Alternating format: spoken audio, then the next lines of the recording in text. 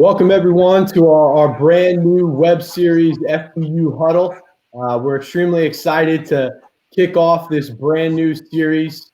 The purpose behind this is to bring together a multitude and variety of football experts to share knowledge with you guys. Certainly, much like everyone else, we can impact and provide you some of that knowledge on the field with some of our camps. So we wanted to provide an additional way to get some of that information to you. So for the next few weeks and the coming months, we're going to have a variety of guests who are going to talk about a lot of things, from college recruiting to how this situation is impacting certain camps and combines. We're going to have guests from some of our partners like Wilson and Gatorade to talk about nutrition-specific items or some innovative products that are useful to student athletes, and everything from covering your social media and how to manage your Huddle account. So we're really excited about this, and we're ready to get this going. So there's no better way to kick off FBU Huddle than with the king himself, the Vice President of Football University and the National Recruiting Director of the All-American Bowl on NBC. Erik, how you doing tonight? Matt, doing good. I mean, let's definitely address the elephant in the room. These are unprecedented times.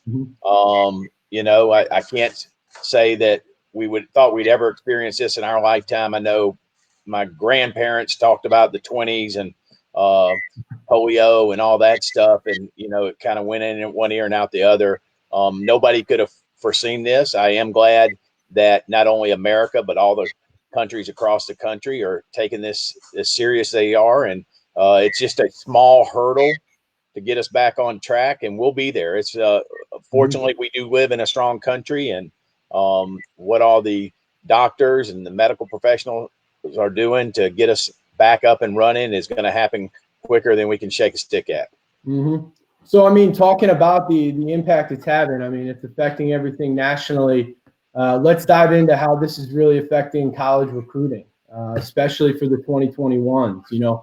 What do you foresee this impact to have on the college recruiting circuit? Well, I mean, I think they'll forever be known as they'll have their own title, right? You had baby boomers, Generation Z, Generation X, millennials, the class of 2021 athletes, and specifically football recruits will have their own Wikipedia page. Because they're not going to have that spring evaluation and most of the summer evaluation system that every other class before them has had. But the bottom line is there's still the same amount of scholarships there, still the same amount of scholarship money that all these colleges are football programs have. I think we're seeing how important the college football programs are to our economy, as a lot of the discussion is when are they going to start their season? How are we going to populate the stadiums, whether it's going to be 50%, are we going to play in front of all this is centered around 80 Division I stadiums being filled up on a Saturday. And so the class of 2021, to get back to your question, it's going to be interesting. I mean, because most college programs didn't get the chance to either have their spring at all or complete their spring if they got started football. The number one worry there is that college, first and foremost, they got to get their players that they have on campus ready and back in shape and play in shape and everything else. And so that's going to prolong. We've got a dead period set in place right now to the end of May. That's probably going to be extended to somewhere in June. I don't think you're going to see nearly the amount of Division I's holding college football camps like they did in previous years, because they got to spend so much time. I mean, a lot of these universities have transfers that hadn't even taken a down with their current team. I mean, I throw out University of Georgia and Jamie Newman as a of a kid that's coming from Wake Forest and hadn't taken a rep with his team yet. And so the 2021 class, although it may seem it's getting cheated and stuff, the same amount of scholarship dollars are there. The colleges are still going to have to fill those college scholarship slots. And so everything's going to work out. Yeah, I mean, I think that's a good thing for our viewers, especially in that 2021 class, to hear, to take a breath, to understand that even though this is happening, and especially at an important time for them, it's still the same amount of scholarships, it's still the same amount of dollars. So the opportunity is still there for them to succeed and get that ultimate college scholarship. So circling it away from the 2021 class, we've seen that this is impacted for all classes from middle school through high school, the camp and combine and showcase circuit. What should some of these student athletes who now don't have the opportunity to maybe perform at some of those camps and combines, what should they be doing right now? Well, I to think get their that's stuff in great. front of But them? I think we've seen a lot of it on social media. A lot of athletes filming themselves, getting creative. Right? If Mhm. it means you working out in the backyard to get your workout in, to keep your foot speed, to keep your conditioning going. Wherever you have to do it, and do it as safe as possible and smallest group as possible. Just to stay on top of it. I mean, look, NFL athletes that are getting paid millions and millions of dollars are having to get creative. Mhm. So that's just got to carry down. I think I think what I'm seeing is good. And like I said, this is going to pass, and it's going to pass quickly. So just keep the rust off from a conditioning standpoint. There are mental things you can do as far as studying playbooks, which is half the game, right? I've Yeah. always I've always been a big believer. If you know the game mentally, you're going to be faster on the field. I've watched 4.8 safeties for years look like they run 4.6 40s because they have everything mentally down of where everybody's going to be. I think that's great advice right there. Is you've got this opportunity right now to not only hone in on what you're doing as an individual physically, but to explore that mental aspect of the game. I mean, there's no better time than right now to make sure that you understand what's going on off the field so that you can perform on it. So I think that's a great tip for people that are tuning in. As we kind of shift away from the impact that it's having right now, the COVID-19 in a normal off season. I know you get it. I certainly get it. We get a lot of questions, but some of the top questions that I think we get are, how do I get recruited? How do I get stars? What are some of the best camps and combines that I need to attend in order to get exposure? So I'll kind of break that up into three specific questions. If you were telling, a rising freshman or a rising sophomore, what is the best way for them to get recruited? What's the process they should take? Yeah, I mean, obviously we have one set of rules that's the normal for all these other years, and then we have this year, right? So I'll address the normal Mhm. is you should sit down with your parents, your guardians, your trainer, and you should pick one event a month in a calendar starting in January to attend. And I think the one event a month is plenty to be doing. If you Mhm. don't watch yourself, you could be out here doing something every weekend, and then you're just spinning your wheels. Mhm. So those events may be one showcase, one combine, one technique camp like the FBU, one 7-on-7 event, maybe two 7-on-7 events. But you should definitely map those out.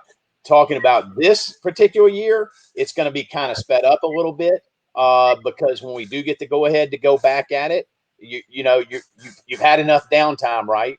Mhm. So you probably want to reach out and do a technique camp. You want to do a showcase. If you're a skill position guy, you want to get in a couple 7-on-7s to wipe out the rust. So you're going to have to do a little bit more in a compacted deal. And plus, I mean, let's not forget while you're doing this, your teams are going to want you back pretty quickly too. I mean, your coaches are going to miss spring football with you, so that's going to be having to be tacked on at some point at the beginning of the summer training and everything. So there's two different answers there, but the general answer is have a calendar in Mhm. December, map out one event per month. You don't need to do more than that. Yeah, I mean, you need to have a plan and a process, and I think that's a strong piece of advice to let people know that it all comes down to how you're organizing yourself and what the events you're going to end up doing. So having a plan and process is key. Man, I So see people coming in. I mean, Jackie Nichols and Tyler everybody's saying they're missing football. We're missing it too. I think you don't know how good you have it until something's ripped out from under you. When I was 16 years old, my car got taken away from me, my Camaro IROC Z, Matt, for 2 weeks. I thought I had it good until it was taken away. But that's what's happened. I mean, I think I'm going to be the first one that sets record on about 26 live sporting events. I can only watch the 2008 NBA Finals so many times. I mean, I think I've caught up on every major 2000 sporting event, over the past week. So I think it's good to see. I know we at FBU, we miss all these people that are up, joining in and watching live. I mean, we hate the fact that we're not out there doing what we love to do with camps and combines and things like that. So we certainly appreciate everybody that's hopped on, and we can't wait to see you guys sooner than later, hopefully. Back to some of the offseason questions. So one thing that I know that I get peppered with, and I'm sure you get peppered with, but talk a little bit about the impact of, stars, 1-star, 2-star, 3-star. I think that 24/7 Sports, who, we have a great relationship with, does a fantastic job of, finding and projecting student athletes and how they'll perform at the next level. But, maybe walk some of the viewers through what the importance of that is and the impact that it has overall on recruiting. Well, I mean, I think the big question is understanding the star and the ranking system, mainly from 24/7 Sports, from Rivals, the two major ones out there. Sometimes I kind of chuckle because sometimes those guys get dragged over the coals when you hear about the 3-star quarterbacks in the NFL, the Matt Ryans, the Russell Wilsons, and everything like that. Well, how'd you miss on them? Well, those guys hit a lot too. I mean, Kyler Murray was the #1 pick in the draft. He was a 5-star, last year. Trevor Lawrence is going to be a #1 pick in the draft. He was a 5-star. So they hit a lot too. As a player and a parent, I wouldn't get wrapped up in it, what star you are. There's only 32 5-stars at the end of every recruiting cycle. That's basically based off the service projecting that you're going to be a first-round NFL player. It matches up with the 32 teams. And then there's 400 4-stars. And the difference in a high 4-star and a low 4-star is very minute. And then you get thousands of 3-stars, which make up most of the NFL. And you say, well, if those guys are so good, how do they miss on so many 3? A lot of the 3-stars hadn't developed size-wise, speed-wise, or mainly position-wise. Like a lot of 3-stars are asked to do things for their high school team that they're not going to be asked to do in college, like be the quarterback or be the running back or play both sides of the ball. They're not going to ask to do that at the next level in college, and therefore they can focus on one position, build their technique and everything, and then they rise to the top. But to answer your question, the recruiting services are what they are. They're fun to look at. They're fun to read. Great articles, especially if you're a fan of those college programs that those sites are writing for, to kind of let you know who's leaning your way and everything like that. And even at the All-American Bowl, look, we do the declaration right there during the game, 8 declarations a year on the stage of NBC of where the athlete's going to go to college. And so it is what it is. I can't stand when I see recruits call out a recruiting service because they're not where they think they're supposed to be ranked or anything. Don't worry about that. Colleges don't worry about it. And let me tell you, those stars go away once you step foot on that campus. Nobody cared up at Georgia that Sony Michel and Nick Chubb came in as 5-stars and Todd Gurley was a low 4-star. Gurley still took the reps, his junior year there. So, it's nobody, those stars don't mean anything when you step on campus. I mean, I think that you said 2 really great things. I mean, that last point, that as soon as you step on that university, you're a no-star. I mean, it does not matter. You are on an even playing field. And I think the other thing is, you told our parents and the student athletes that are watching, not to get wrapped up in it. It's certainly a nice to have and a good projection. And I think 24/7 Sports does a fantastic job. But, control what you can control. Keep getting better and doing work. And I think that's what's the key thing to focus on. I'll say this, Matt, ending that up. I mean, if you get any stars as a high school player, if you're a 2-star, I mean, be gracious, because there's a lot of players out there that don't have any stars and will never get them. So, just take the ranking services for what it is. It's an enjoyable thing. If you take it for enjoy, it's not a race. Yeah. Yeah. They can't see everybody. It's impossible to find everyone. So if you got the opportunity to get one of those stars and be ranked, you should certainly be grateful. The piece there too that you mentioned was, how at the All-American Bowl on NBC, we announced, there's 7 or 8 guys that declare every year, and they're normally some of the top guys that 24/7 Sports has ranked with stars and things like that. But talk a little bit about the All-American Bowl on NBC, Erik, and obviously you're the national recruiting director for the game. You've been involved pretty much since the beginning with the game. So talk a little bit about the game. I know we got a lot of people wondering, how do I get invited to the game? How do I get invited to that? So walk through that process a little bit, Erik, and tell our viewers a little bit about that.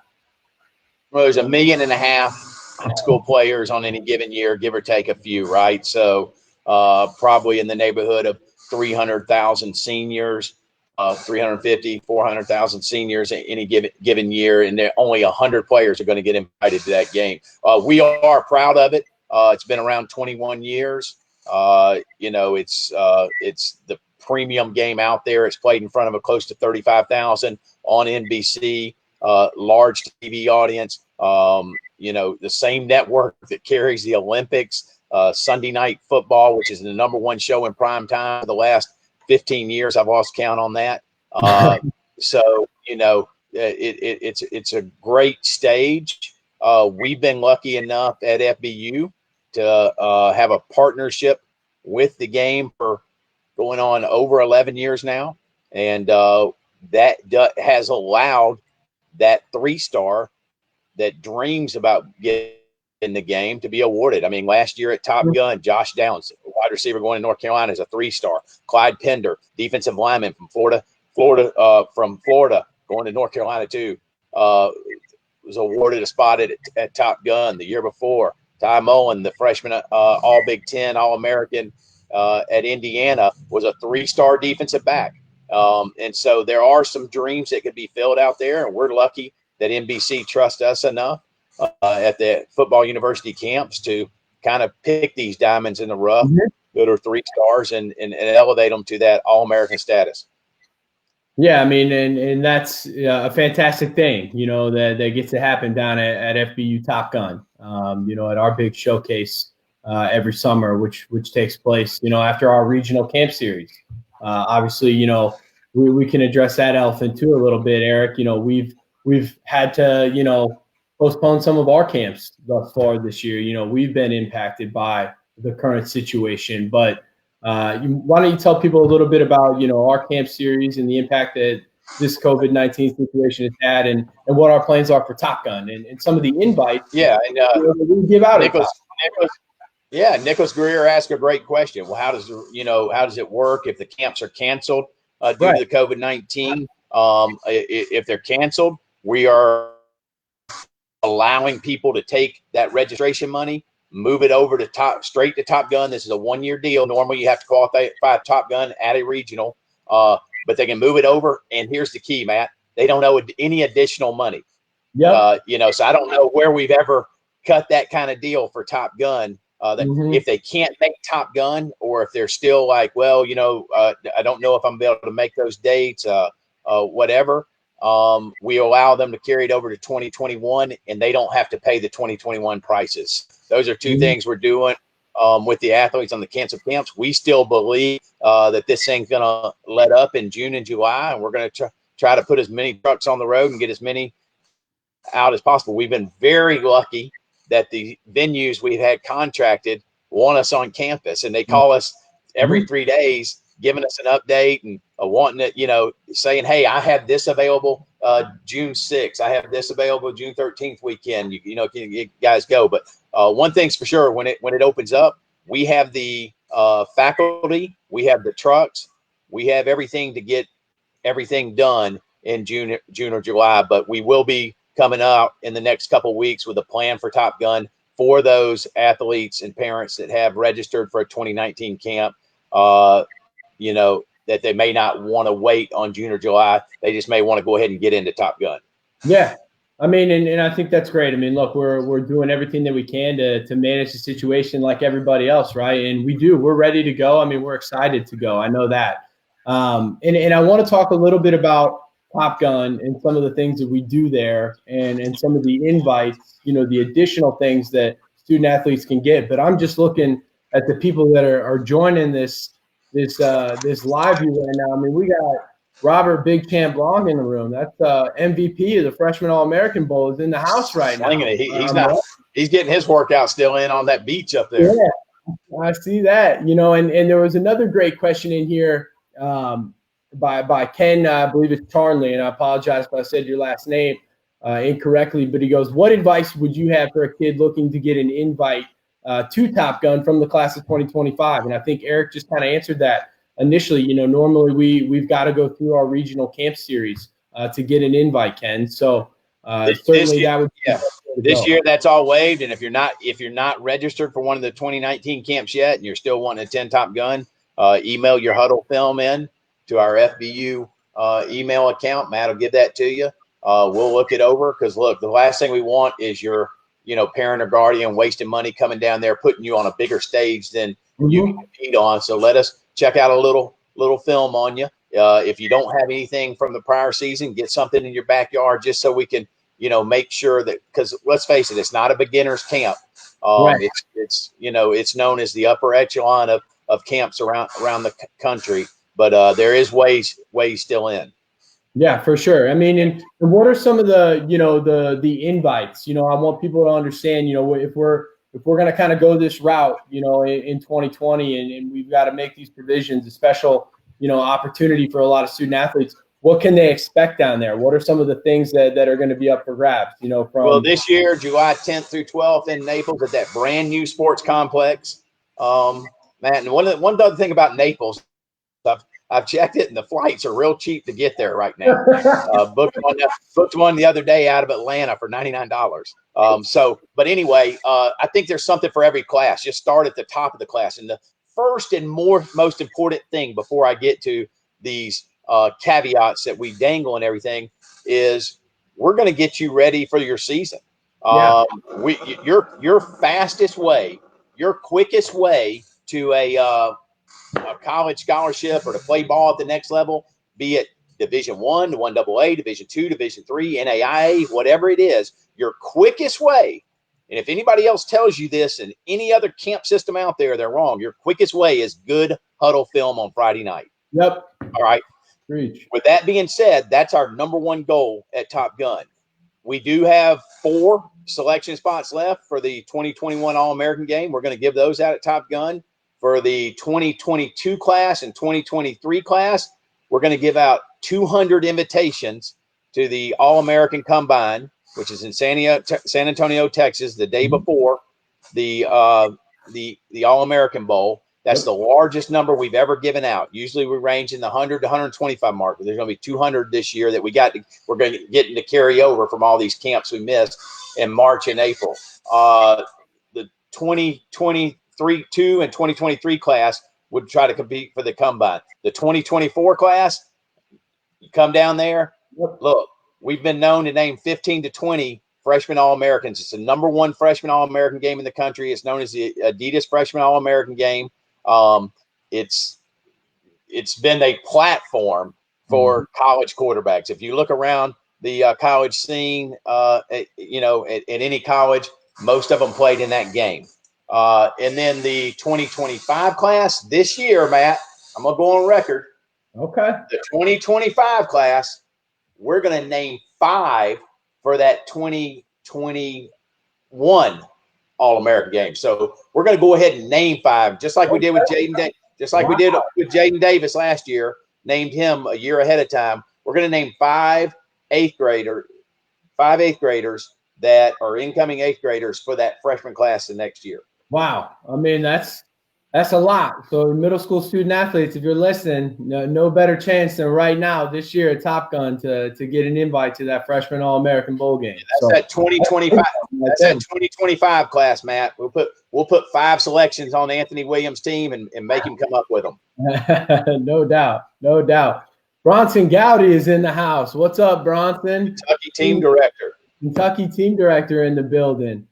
I love it. I love it. You know, and that's another thing, obviously, that we love to do is our football university middle school national championship. That's also down in Naples. We're really excited about that. Continue to work with the Paradise Coast Sports Complex and the CVB down there. They've been fantastic partners. But I wanna answer some of the questions that people. Yeah, they're flowing in here, so start firing them away. Start firing them away at me, Matt. Well, we got somebody submitted this offline earlier today. Patrick McCain, he wanted to learn a little bit about paid scouting agencies, and Patrick asked, are paid scouting agencies really necessary? I know it's not really necessary for a 4 or 5 star athlete, but what about a kid that doesn't really pass the eye test? What if the kid comes from a family that can't afford one of these PSAs or can't afford to attend scouting camps? What does he do? So I think it's really, Eric, what's your, I guess, insight and knowledge as it relates to these paid scouting agencies and services and which student athletes, need them and why or why not do they need them?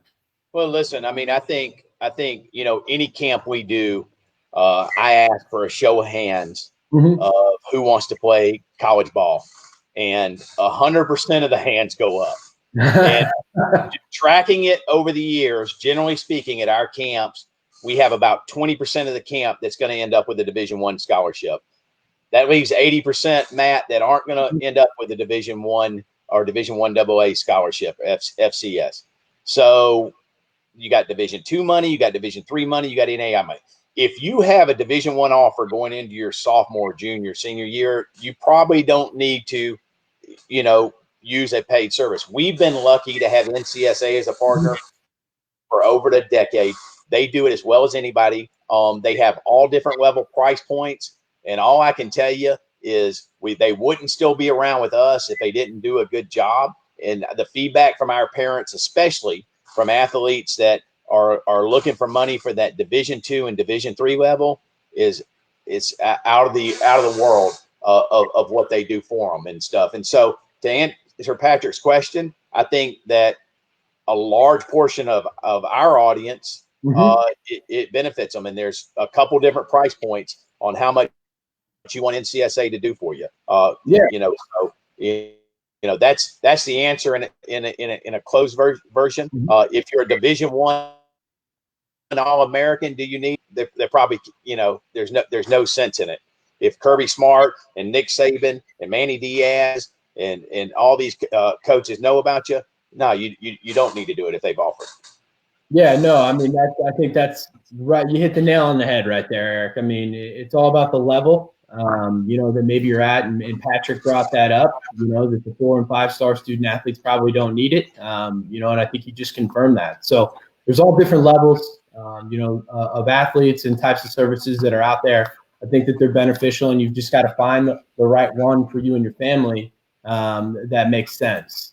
We got a couple more questions here. We had a really great question, asked by Terry Quinn, and it's surrounding, having multiple offers and the pressure that comes with it. And, Terry asked, a player with multiple offers is being pressured by one school to commit, saying that they only have one slot in their position. Maybe that kid hasn't really had the chance to visit any more schools. He kind of likes that the school is pressuring him, and he doesn't want to miss out. But, what's some advice that maybe you have to a student athletes that's getting some of this pressure from, a college to commit right now, but maybe hasn't, taken all of his visits or really kind of checked out everything that's out there for him?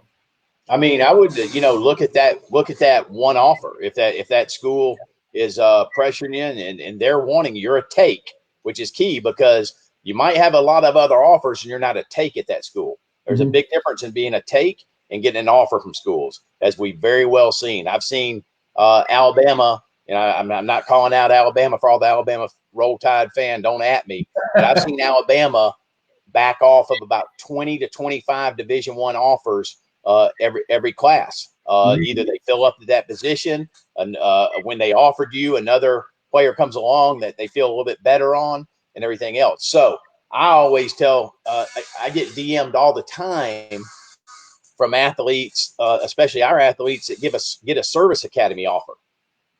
Man, if you get a service academy offer and you can handle it, yes, sir. commit. Yes, sir. Commit tomorrow, because you will write your ticket for the rest of your life. Yep. People will call you sir in 4 years for the rest of your life. All right. So I've had players that have mid majors and have that service academy offer, and I recommend every time, if you can handle it, take Navy, take Army, take Air Force. Same thing with the academic institutions. And I'll name off some of the Division I ones because that's what everybody's familiar with. Northwestern, Vanderbilt, Boston College, Georgia Tech, Stanford, those schools that, Notre Dame now. If you get an offer from one of those schools and that school checks all the boxes, what are you waiting on? Yeah. They got you. They offer your major. Mm-hmm. Commit if they'll take you, because it may not be there on down the road. And that's the 4-year decision that sets you up for 40. Mm-hmm. And that's the important thing. Athletes always want, well, I'm waiting on Clemson, or I'm waiting on LSU, or I'm waiting on Oklahoma. It's great. It's great that those guys play in the Final Four every year, but they've only got so many spots. And so if you've waited around and wasted your time and you've let somebody else grab that Northwestern offer from you, or James Madison or Villanova, there's some great FCS schools in the Patriot League, in the Ivy League. I think I was at San Antonio camp the other day, and Nick Patterson has an Ivy League offer, the tight end out of San Antonio Christian that he's going to. That's great. He had some lower level Division I schools he could have attended, but he's going to an Ivy League school, and he'll be set up for the next 40 years.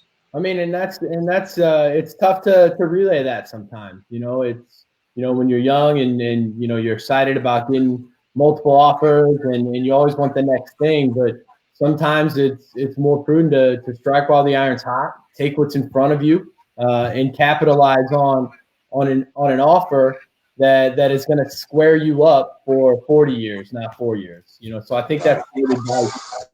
This is a long-term thing.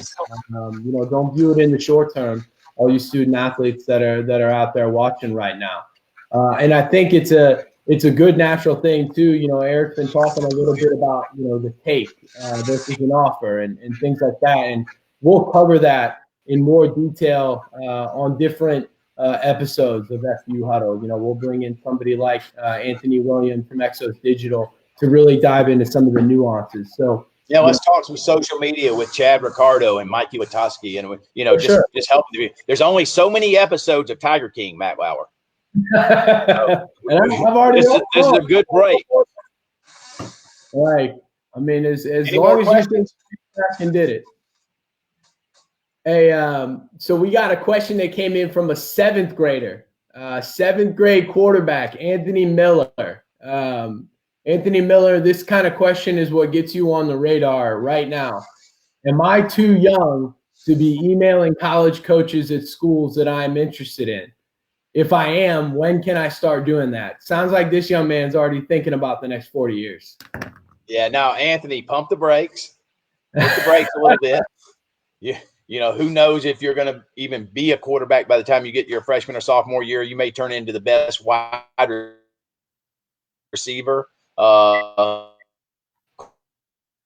Quarterbacks that grow tight ends and everything else, but just keep on working what you're doing. As far as when is the best time, I would say after your sophomore year. If you got tape, you've been on the field and everything, if you want to start pushing it out after your sophomore year, that's when college coaches are going to take you serious. They know about the 8th grade phenom Dylan Moses and Sony Michelle and Travis Ars. They know about those guys.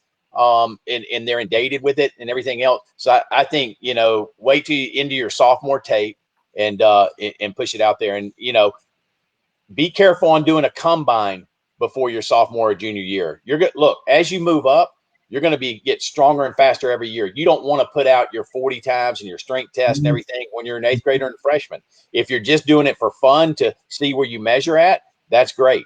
But don't put it out there in the rivals and the opening camp series where it's a verified time up on, with a profile.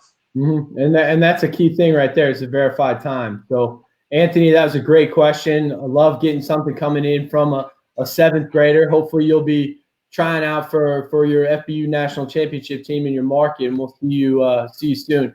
Erik, we've had a lot of fun tonight, covered a lot of topics, but I want to kind of leave it open here right now, as we kind of close down the first episode here of FBU Huddle. What are maybe some final things that you want to share with the people that are viewing right now, and something they can take away with them here? Yeah, I think, kind of what we open with, unprecedented times. Use this time to work mentally. If you have a instructor you work with or a trainer you work with, get with them about how much mental stuff they can give you over the deal. In addition, I know a lot of you are doing online school work. Put in extra, 30 minutes at the end and do some online schemes and everything. Be doing that. Condition right now as well as you can, so that when it is time to start doing reps, when we're back full speed, that you're not having to completely learn, recondition again. So as much as you can do, if it means getting on your mom's Peloton bicycle, if it means getting on your dad's treadmill or whatever, do what you can to have that cardio up and your anaerobic up, so that when it's time to run reps, you're going to be able to get as many reps as you can get, whether it's a workout with your trainer. Well, I think Erik wanted to make sure that you worked out with your trainers. But look, everyone, we really enjoyed having everybody here tonight on the first episode of FBU Huddle. I hope that you enjoyed it. I hope that this was informative. We're going to have a multitude of guests, like I said at the beginning, from Anthony Williams to guys from 24/7 Sports to, some of our partners like Gatorade, Wilson, Adidas. We're really going to cover a lot of different topics and dive into specific things. We're going to make sure that, tonight's episode, like all future episodes, will be available. It'll be available on our app. You can download it. I believe there's some information right there on your screen on how you can download it. We're going to have this type of content, as well as other, specific position drills and techniques and other things that you can take with you in regards to making sure that you're training and staying on top of things during this time. So we appreciate it.